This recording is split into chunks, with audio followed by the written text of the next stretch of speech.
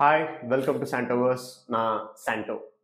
இன்னைக்கு நம்ம பார்க்க போகிறது 9 IPL facts that you will never believe. Like இதெல்லாம் எப்போ நடந்திருக்கும், இதெல்லாம் நம்புற மாதிரியா இருக்கு அப்படின்னு நீங்கள் நினைக்கலாம். பட் ஆனால் அதெல்லாம் உண்மையாலுமே நடந்திருக்கு. நம்பர் ஒன், வெரி ஃபர்ஸ்ட் ஐபிஎல்லேருந்து ஃபாலோ பண்ணிட்டு இருக்கவங்களுக்கு தெரியும். லைக் அந்த ஸ்டேஜ் அந்த அந்த நேரத்தில் பிறக்காதவங்களுக்கு கண்டிப்பாக அது ஞாபகம் இருக்கலாம், ஆறு அவங்க ரீப்ளே பார்த்துருக்கலாம். பட் 2008 சீசன்லேருந்து ஃபாலோ பண்ணுறவங்களுக்கு தெரியும் very first ball of IPL என்ன நடந்துச்சு அப்படின்னு சொல்லிட்டு.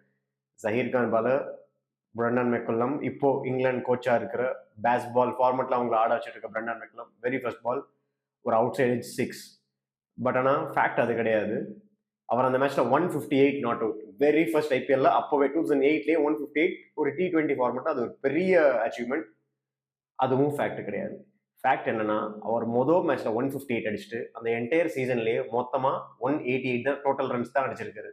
அதுதான் fact number one. Number two, Rohit வந்து நம்மளுக்கு மும்பையோட ஒரு ஆஸ்தான பிளேயராகவும் மும்பைக்கு நிறைய ட்ராஃபிஸ் வாங்கி கொடுத்த பிளேயராகவும் தான் தெரியும். அண்ட் விராட் வந்து மும்பை கூட நிறைய மேன் ஆஃப் த மேட்ச்லாம் அடிச்சிருக்காரு. பட் ஃபேக்ட் என்னன்னா, ரோஹித் வந்து விராத்தை விட அதிகமான man of the match awards against Mumbai வாங்கியிருக்காரு.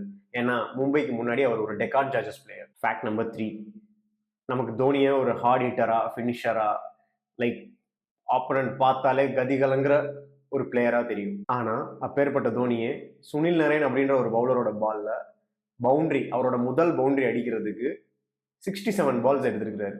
Dhoni 2008 debut, Sunil Narine 2012 debut. ஆனா கிட்டத்தட்ட 12 சீசன் கழிச்சு தான் 2024ல தான் தோனி ஃபர்ஸ்ட் சுனில் நரேனோட பால்ல பவுண்டரி அடிச்சிருக்காரு. ஃபேக்ட் நம்பர் 4, T20 ஃபார்மெட்ல மெய்ட் இன் ஓவர் போடுறதுங்கிறது அவ்வளோ ஈஸியான விஷயம் கிடையாது. ரொம்ப ரொம்ப ரொம்ப ரொம்ப ரேரா ஒரு சில பவுலர்ஸ் போட்டிருக்காங்க. அதுலேயும் 20th ஓவர், அதாவது இன்னிங்ஸோட லாஸ்ட் ஓவர் மேட் இன் போடுறதுங்கிறது ஆல்மோஸ்ட் நியர் இம்பாசிபிள். கண்டிப்பா யார் எந்த டெய்லண்டரா இருந்தா கூட ஏதோ சுத்தி ஏதோ எட்ஜா ஏதோ ஒரு ரன் வந்துடும். ஆனா அந்த மாதிரியும் நடந்திருக்கு. அதையும் ஒரு பவுலர் பண்ணியிருக்கிறார். வேற யாரும் இல்ல, நம்மளோட இர்ஃபான் பத்தான். அதுவும் வெரி ஃபர்ஸ்ட் சீசன்லேயே அகைன்ஸ்ட் யாருன்னா அவர் வெரி ஓன் ஆஷிஷ் நேரா 20th ஓவர்ல 20th ஓவரை மேடன் ஆக்கி விட்டுருக்காரு. நம்பர் 5, ஐபிஎல்ல நிறைய ஃபாஸ்ட் பவுலர்ஸ், நிறைய ஸ்பின் பவுலர்ஸ் எல்லாருக்கும் ஹேட்ரிக்லாம் எடுத்திருக்காங்க. பட் ஆனால் ஃபேக்ட் அது கிடையாது. ஃபேக்ட் என்னன்னா, அதே மும்பையோட ஆஸ்தான ரோஹித் சர்மா மும்பைக்கு எதிராகவே ஹேட்ரிக் எடுத்திருக்காரு. இது வந்து அகெயின் ஃபர்ஸ்ட்ல இருந்து ஐபிஎல் ஃபாலோ பண்றவங்களுக்கு தெரியும். பட் ரீசெண்ட் டேஸ்ல கொஞ்சம் வளர்ந்து கிரிக்கெட் பார்க்க ஆரம்பிச்சவங்களுக்கு ஞாபகம் வச்சிருக்கிறது அல்லது தெரிஞ்சுக்கிறதுக்கு வாய்ப்பு ரொம்ப கம்மி தான். நம்பர் 6, ஒரு நோபால், ஒரே நோபால் டோட்டல் கேமையே நிறைய இடத்துல மாற்றி விடுறத நம்ம நிறைய பார்த்துருக்கோம். பட் ஆனால் இந்த ஒரு பவுலர் ஐபிஎல் ஆரம்பிச்சதுலேருந்து அவரோட 388th ஓவர் போடுற வரைக்கும், அதாவது கிட்டத்தட்ட 8 வருஷம் ஐபிஎல் சீசன் வரைக்கும் அவர் ஒரு நோபால் கூட போடல. யாருன்னா it's the leg spinner Piyush Chawla. Number 7, Mumbai Indians team எடுத்துக்கிட்டிங்கன்னா அவங்கள நிறைய பேர் கடப்பார டீம்னு சொல்லுவாங்க. ஏன்னா பேட்டிங் வந்துகிட்டே இருக்கும், அவ்வளோ பேட்ஸ்மேன்ஸ் இருப்பாங்க. ரோஹித், ஹர்திக் பாண்டியா, சூரியகுமார் யாதவ், இப்போ திலக் வர்மா, அவங்க இவங்கன்ட்டு நிறைய பேட்ஸ்மேன்ஸ் அவங்க ப்ரொடியூஸ் பண்ணியிருக்காங்க. ஆனால் 2008ல இருந்து இப்போ வரைக்கும் அவங்க டீம்ல இருந்து ஒரே ஆரஞ்சு கேப் தான். அது வேற யாரும் இல்லை, சச்சின் டெண்டுல்கர். அதுக்கப்புறம் மும்பைல வேற யாரும் ஆரஞ்சு கேப் வாங்கவே இல்லை. நம்பர் 8, நம்ம எல்லாருக்கும் 175 நாட் அவுட் அடிச்ச கிறிஸ் கெயில தெரியும். அவர் எவ்வளோ டேஞ்சரஸ், பால் 1ல இருந்து பயங்கரமா அடிச்சு நவுத்துற ஒரு பேட்ஸ்மேனா தெரியும். ஆனா அப்பேற்பட்ட பேட்ஸ்மேன் 2011ல அன்சோல்ட் ஆயிடுறாரு. அப்படி அன்சோல்ட் ஆனதுக்கு அப்புறம் ஆர்சிபியில டிர்க் நானஸ் ஒரு இன்ஜுரியில வெளியே போறாரு. அவருக்கு ரீப்ளேஸ்மெண்டா கிறிஸ் கெயில உள்ள கொண்டு வர்றாங்க. அதுக்கப்புறம் என்ன நடந்துச்சுன்னு எல்லாருக்கும் தெரியும். அவர் அதே சீசன்ல 600 ஆட் ரன்ஸ் எடுத்து அந்த சீசனோட ஆரஞ்சு கேப்பும் மோஸ்ட் வேல்யூபிள் பிளேயர் அவார்டும் வின் பண்றாரு. Last but not least, fact number 9.